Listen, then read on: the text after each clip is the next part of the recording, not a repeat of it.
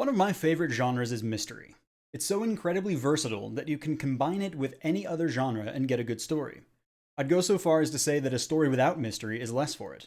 When I write, I take that principle with me. I've written fantasy mysteries, western mysteries, historical mysteries, science fiction mysteries, you name it. And when I run a role-playing game, I bring in some element of mystery every single campaign. Drawsteel has become my go-to game for my weekly campaign, and I'm sure that'll be even more the case after the final balancing push in the next several months. So today, I'm going to talk about how I intend to run mysteries in Drawsteel.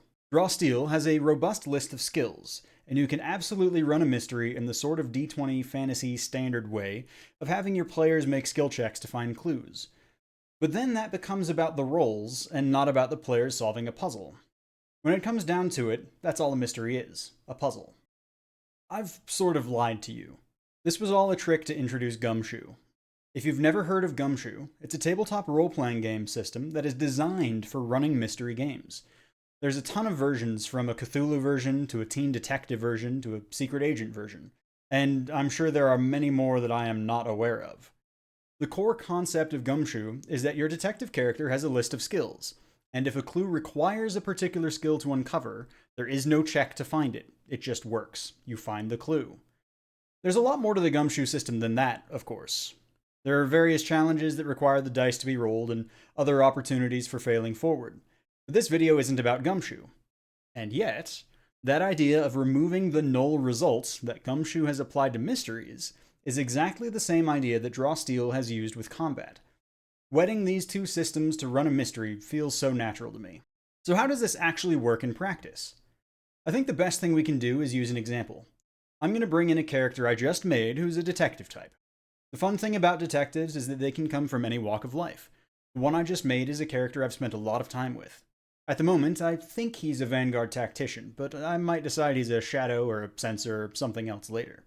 Garsek. Let's take a look at his skills.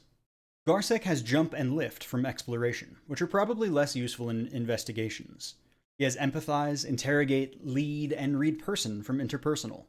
He has alertness, eavesdrop, and search from intrigue, and society from lore.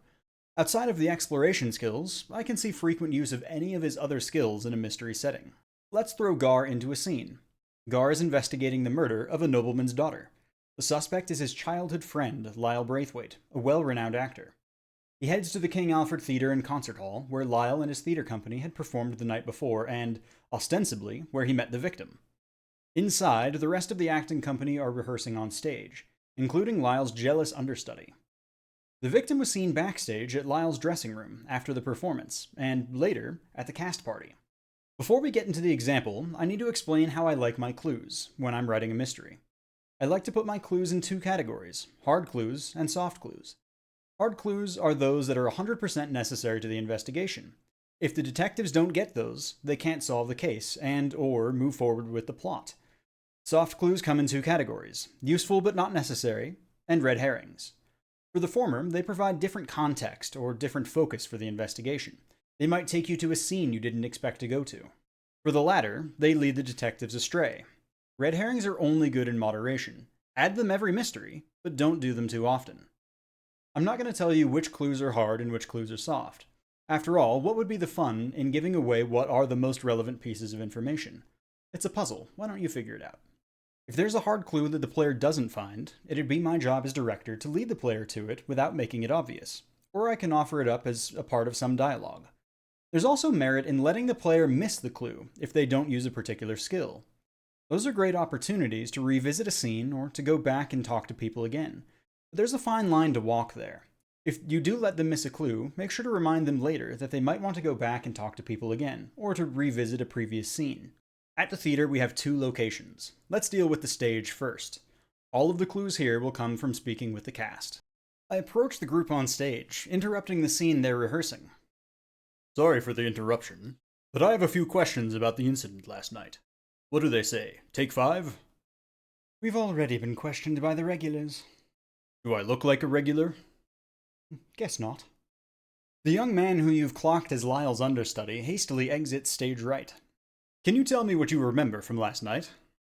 It was a night just like any other. Our performance was spectacular. Afterwards, we were to head to the rookery for a party. Lyle, well, he met a young woman at the party, and they left together. Hey, Mr. Director, I'd like to use read person. Sweet. You scan the group of actors and can see that none of them really think Lyle did it.